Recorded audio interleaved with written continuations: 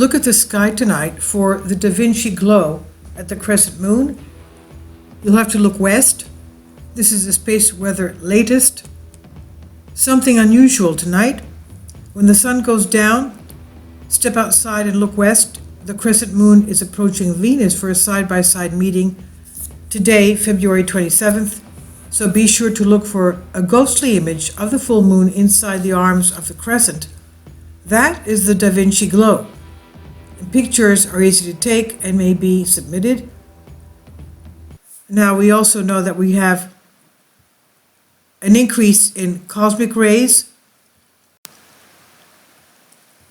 Solar minimum is underway and the sun's magnetic field is weak, allowing extra cosmic rays into the solar system. The neutron counts from the University of Oulu's Sodankila Geophysical Observatory show that cosmic rays reaching our Earth in 2019 are near a space age peak. Now, about the Da Vinci glow. 500 years ago, Leonardo da Vinci solved an ancient astronomical riddle, the mystery of what is called Earthshine.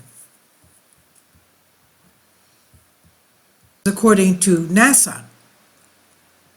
When you think of Leonardo da Vinci, you probably think of Mona Lisa, 16th century submarines, or maybe a certain novel. That's old school. Now think of the moon. Little known to most, one of Leonardo's finest work is not a painting or invention, but rather something from astronomy. He solved the ancient riddle of the Earthshine. And you can see Earthshine whenever there's a crescent moon on the horizon at sunset, and we'll be able to see that tonight. The sky map looking at the horns of the crescent, ghostly image of the full moon, that's Earthshine. This is what we see here, a crescent moon with Earthshine over Yosemite National Park, October 2004. For thousands of years, humans marveled at the beauty of this ashen glow, or the old moon in the new moon's arms. But what was it? No one knew until the 16th century. Leonardo figured this out. In 2005, post-Apollo, answer must seem obvious. The sun sets on the moon. It gets dark, but not completely dark. There's still a source of light in the sky, Earth. Our own planet lights up the lunar night 50 times brighter than a full moon, producing the ashen glow. So it's the Earth that shines on it that does that. Visualizing this in the 1500s required a wild kind of imagination. No one had ever been to the moon to look up at Earth, and most people did not even know that Earth orbited the sun. Copernicus' sun-centered theory of the solar system was not published until 1543, 24 years after Leonardo da Vinci died. Wild imagination was one thing Leonardo had in abundance. His notebooks are filled with sketches of flying machines, army tanks, scuba gear, and other fascinating devices centuries ahead of their time. He even designed a robot, an armored knight that could sit up, wave its arms, and move its head while opening and closing an anatomically correct jaw. To Leonardo, Earthshine was an appealing riddle, and as an artist he was keenly interested in light and shadow. As a mathematician and engineer, he was fond of geometry. All that remained was a trip to the moon, and it was a mental journey. And this is what the sketch of his moon looked like with the Earthshine, as you can see. So he was wrong about two things. First, the moon has no oceans. When Apollo 11 astronauts landed in the Sea of Tranquility, they stepped out onto rock. Lunar seas are made of ancient hardened lava and not water. And second, Earth's oceans are not the primary source of Earthshine. Clouds are. And as you can see here, the clouds over it. Yes, Earthshine because it reflects sunlight. The clouds do most of the reflecting. When Apollo astronauts looked at Earth, the oceans were dark and clouds were bright. But these are quibbles. Leonardo understood the basics well enough.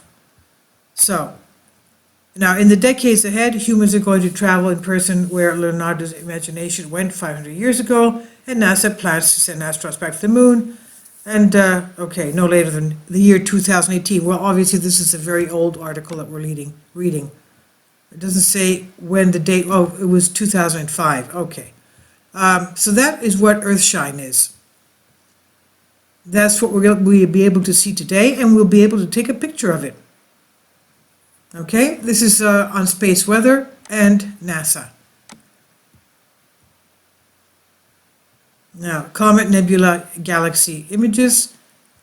We've had 12 fireballs today, actually yesterday, 12 sporadics, and 2018 potentially hazardous asteroids on the listing.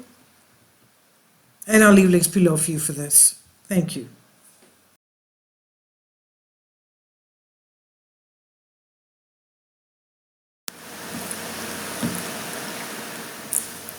If you'd like to join me on my Patreon account, you will hear content not covered by mainstream media.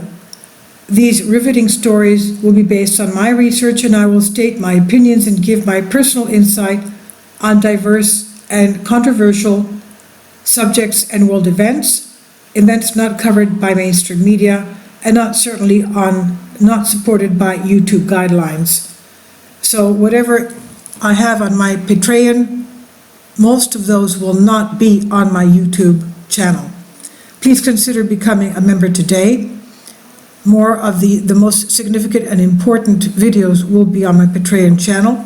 Your support helps me to continue my research and keeps this YouTube channel alive. And we depend on your support, your generous charity, because we help economically challenged families here in Athens, Greece, in Kapota, and we also help the young generation with university tuition and the community around our church. Thank you.